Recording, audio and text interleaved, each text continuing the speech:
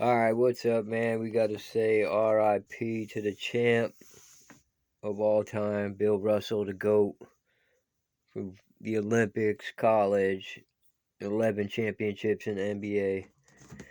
And I just heard Nichelle Nichols passed away too. She was 89. Bill was 88. Trailblazer right here, this woman. She was hot too. Rest in peace, Nichelle Nichols, man. She was a singer also. She started off singing like she was a kid. Duke Ellington took her on tour when she was 14 years old. She could sing like hit all four octaves. Pioneer, trailblazing actress. First real role that wasn't like a stereotypical black woman role. And one of the first, I think she made history with the first interracial kiss when she kissed Captain Kirk. So I'm going to play out the theme and then I'm going to play a couple clips off of this. Rest in peace, Nichelle Nichols. Rest in peace to the GOAT, Bill Russell. I couldn't even say anything earlier when I found out. I just played some record.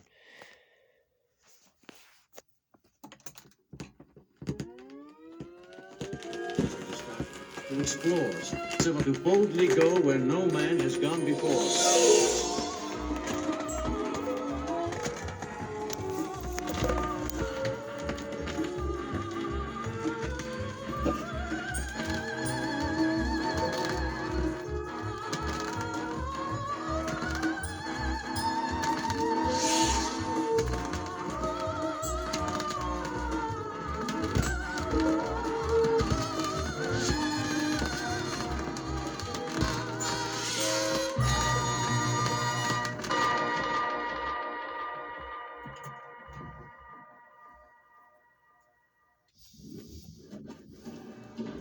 Uhura, that Waul is hurt. Yes, Captain.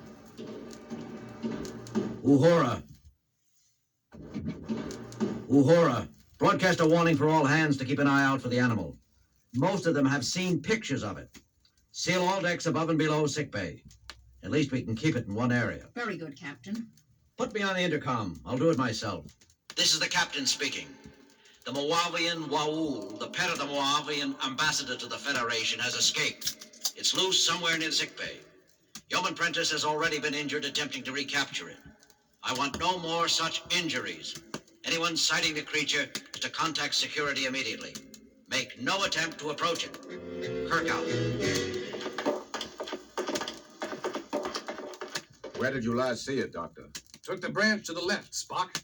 I don't think it went too far. It's probably cowering in a dark corner somewhere nearby, waiting for kindly old Spock to pick it up. Oh, Mr. Spock. Yes, Yeoman? See this arm? If you're going to pick it up, do it carefully. I'll remember that, Yeoman. Spock? Did I just hear you yowl? Yow? Dr. McCoy, meow. Sure, I don't know what you're talking about. There, you did it again. Really, Doctor, I hardly think this is the time for levity. You with the nets, stand ready. Half of the group will scan each room, while the rest of you block any exit. Clear? Yes, sir. Okay. Prentice, did you hear it too? Hear what? Zip? So, you better pay more attention, Yeoman, or you'll never rise above. Good Hippocrates. Did I just growl at you, Prentice? Holy reaction. Me too. Captain, What is it, Lieutenant? I'm getting some very strange reports from sickbay level. In what way strange? Well, sir, there are several reports of fights breaking out among the crew. Fighting? Yes, sir, but that's not what's so peculiar. The voices of those reporting in, they tend to be... I thought it might be static, but not on every channel. Tend to sound like snarling, sir. Easy, Lieutenant. Those kinds of reports can upset anyone. It's true, sir. They sound almost cat-like. Wait a second. Here's another one. Put it on the bridge speakers, Lieutenant. This is Security Officer Gibson reporting. Captain, I need help down here. Discipline's breaking down from this level. I think. Get away from me.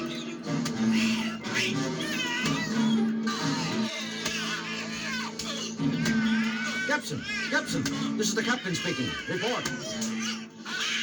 That's enough, Lieutenant. Keep monitoring all calls. Refer them to security. Aye, sir. What do you make of it, Mr. Sulu? I don't know, sir. I never heard anything quite like it. Lieutenant Uhura, locate Mr. Spock. I want to find out what's going on down. That won't be necessary, Captain. That you, Mr. Spock? What in heaven's name happened? Happened, Captain? Oh, you mean these scratches? Scratches? Spock, your arms. The upper half of your uniform. It's difficult to say precisely, Captain. We thought we detected the crying of the Waul in a small storage chamber. I set a cordon of men with nets to block off the only entrance. We started to go in after it when... Yes, Spock? I'm not sure. I experienced a sudden desire to run, to hide. It was fear, but not in the logical sense. It was entirely instinctive and irrational. I found myself striking out around me, desperate. The others were doing the same. I saw everything through a red haze. Something was telling me I had to get away, get away, get out. Spock! Are you all right? I'm okay now, Captain. The influence seems to grow weaker as you move away from it. What influence? That, Captain, is exactly what I'd like to know. Captain, I told you to hold any further reports of conflict, Lieutenant. This isn't a combat report, sir. It's Dr. McCoy. Bones, put him through. Jim, what's going on? I've got cases of lacerations and bruises piling up down here faster than Chapel and I can treat them. Some of the injured are violent. I'm having a hard time keeping them under sedation. Bones, did you just snarl? I guess I must have, Jim. Spock didn't notice it right away either. There's something that sneaks into your mind. Can you describe it? Some influence overpowers your emotions and thoughts.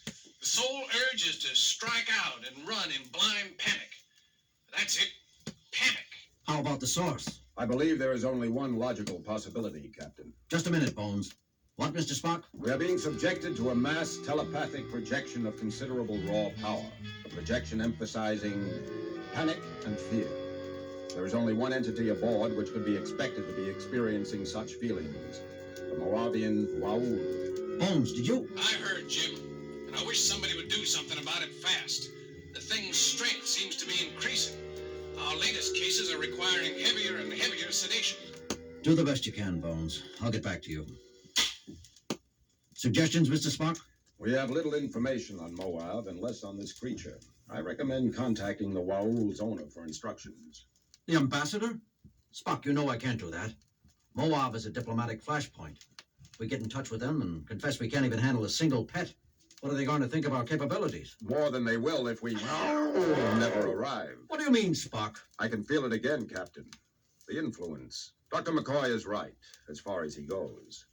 As the violence around it increases, the Waul becomes more frightened. The more frightened it becomes, the stronger its defensive projection grows. We could lose control of the Enterprise. You really think it could go that far, Spock? You see, Captain, soon even coherent speech will become impossible. Lieutenant Uhura, contact Moab. Get us through to the ambassador to the Federation. Do it yourself, Captain. Uhura, I'm sorry, sir. Something just... forget it. I have contact, sir. Put him on the screen. This is Ambassador Ivan speaking. Your trip is proceeding pleasantly, Captain? I'm afraid not, Mr. Ambassador. We have a bit of a problem. Your pet was accidentally set loose on board a little while ago. He was? Escaped? Captain, I'm shocked. Not as shocked as I am at you, Mr. Ambassador.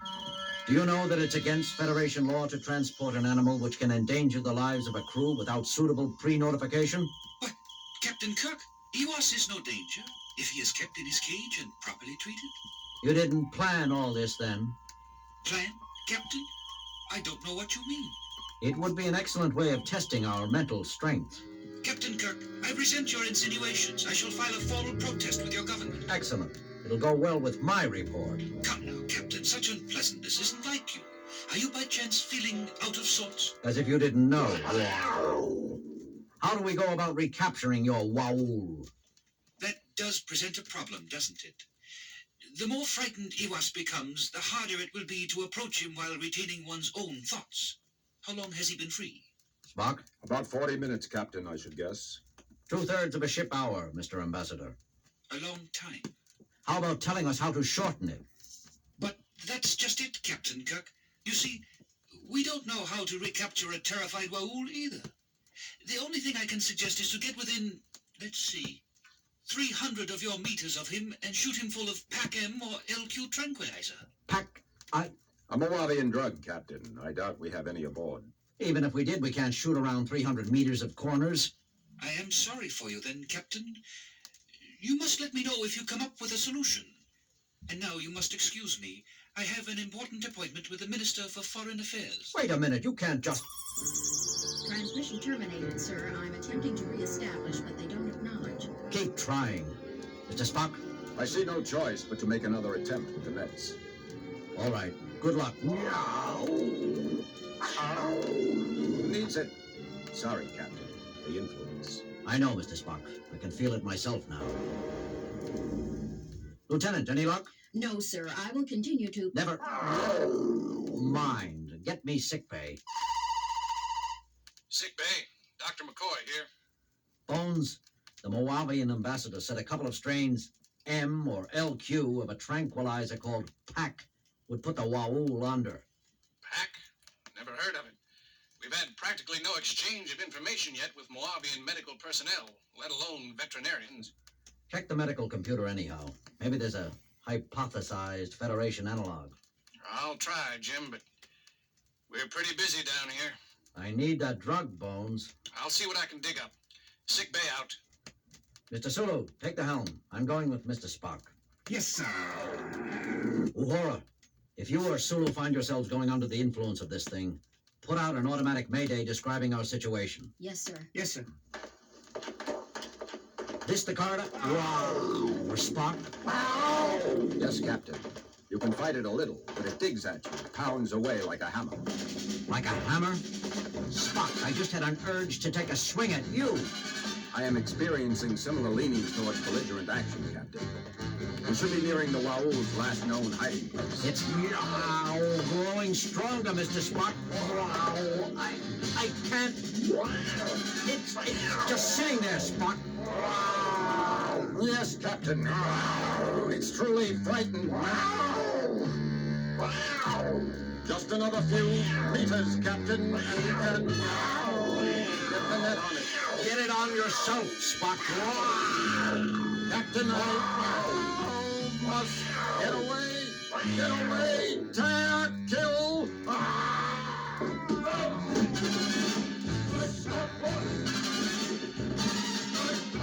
Captain, Mr. Spock, what's going on here? Telepathic screen. I heard. It's the animal there, isn't it? The Waul. Here, kitty, kitty, kitty. Nice, kitty, kitty. Lieutenant Morris, be careful. Dangerous. Nonsense. Nice, kitty. Armalurval.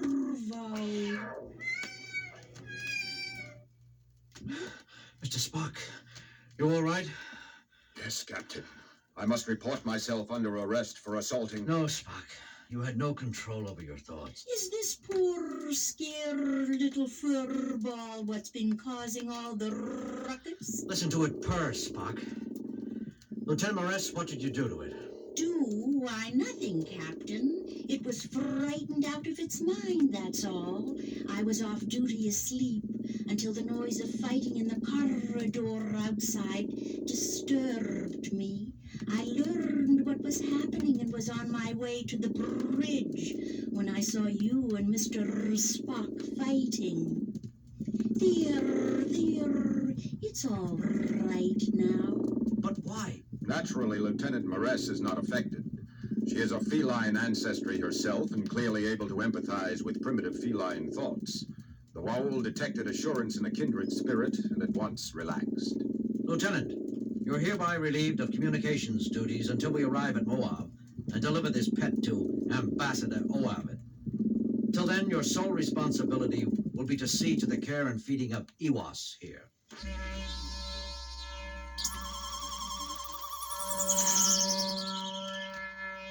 Captain, have you managed to... Iwas is safe and content, Mr. Ambassador. Lieutenant Morris, one of our communications officers, is a Cation. She was able to calm it instantly. Excellent news, Captain. Having a crew comprised of many races is a definite advantage. It speaks well of your federation. I'm looking forward to meeting you on your arrival. Please be exceptionally gentle with Iwas in the next time periods, though. We'll be as gentle as we can, of course. And why the sudden concern? You mean you didn't know, Captain? An oversight on the part of the crew which delivered her to you. Her? I thought you said him. An oversight on my part. Iwas is pregnant. She'll have kittens in a few days, I suspect. You can expect to have between 6 and 10 additional little Wauls before you arrive here at Moab. Carry on, Captain. Mr. Spock, inform Lieutenant Moraes she's about to become a mother. Inform Dr. McCoy also. And tell him to be careful during delivery. We wouldn't want either mother or children to get frightened, would we? No, Captain.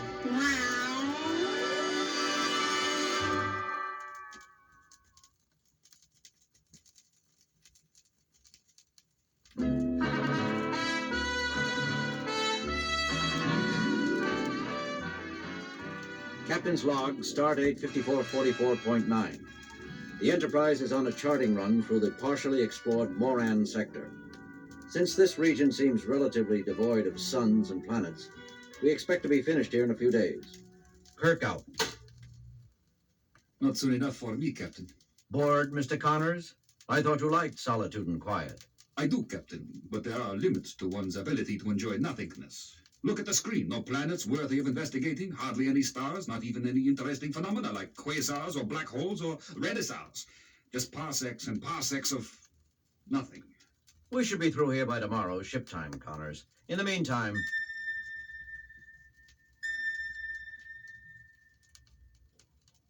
Lieutenant Uhura, Yes, Captain? aren't you going to acknowledge? Acknowledge what, Captain? Wasn't that an incoming communication? No, sir. I thought it came from the navigation console. Mr. Sulu, Not from here, sir. there, that's it.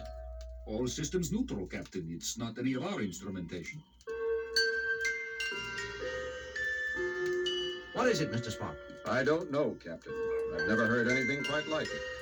Commencing sensor scan. Uhura, are you sure nothing's trying to call in? Positive, Captain. No one on board is sending either. Mr. Sulu, Mr. Connors? All clear, Captain. No sign of any auditory malfunction. All instruments functioning normally. Connors, are you sure there's no ship out there? Certain, Captain. If there is, it doesn't register on our screens.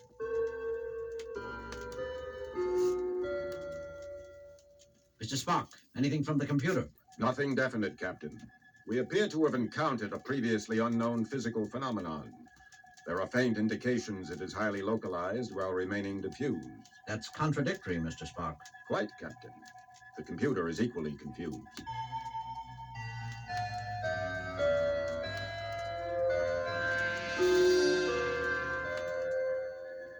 There's one more possibility. All hands, this is the captain speaking. I'm aware that this assignment has been less than exciting thus far. This is no excuse for interfering with ship's communications. Whoever is generating semi-musical noises on the bridge will please cease such activities immediately. I guess that... I don't think this is the product of someone's peculiar sense of humor, Captain. This doesn't sound like any kind of music I've ever encountered. I have to agree, Spock. But if the source isn't outside the ship and it isn't inside, then where is it coming from? An excellent question, Captain. Captain's log supplementary. The mysterious music has been with us for 3 days now and gives indications of increasing rather than abating. Every effort to locate some source for the sounds has proven futile. We're no closer to an explanation now than we were days ago. I feel it incumbent on me to point out that if this keeps up, crew efficiency is bound to suffer. I'm aware of the problem, Mr. Spock. There doesn't seem to be any way to shut out the sound except by plugging one's ears. It's still hard to sleep, and we can't have everyone walking around with earplugs. I can't run this ship by sign language. Speaking of earplugs, Spock, please, Doctor, for once try to be serious. Besides, I believe I have isolated the cause of the sound. If it's a natural phenomenon, it behaves in the most unexpected fashion. Rising in certain sections of the ship while falling others, as if it were moving bodily about. Oh, come on, Spock. There are definite modulations in the noise which suggest other than random origin. Some possess almost vocal undertones. I am left with only one hypothesis, that we are being visited by a being of pure sound. Pure sound, pure hogwash. The most ridiculous part of it is, I think you're right, Spock. I only wish there was some way we could tell it to shut up. It's driving me crazy. It keeps getting louder. Do you think it's aware of us as intelligences, Bones? I don't know, Jim. It's an incredible theory, but as Spock says, nothing else seems to fit. I've already had some cases of people who can't get to sleep even with strong earplugs. I've got a solution to that, at least for the worst cases. What's that? Nurse Chapel is monitoring the shuttle. The influence of this noise doesn't extend beyond the ship. Once outside, people can sleep in peace again. But the shuttle will only hold so many, even in relays. We've got to find a way to turn it off. I might add, Captain, that we have no way of estimating the volume this creature can produce. It could conceivably drive everyone on board permanently deaf, if not stumped.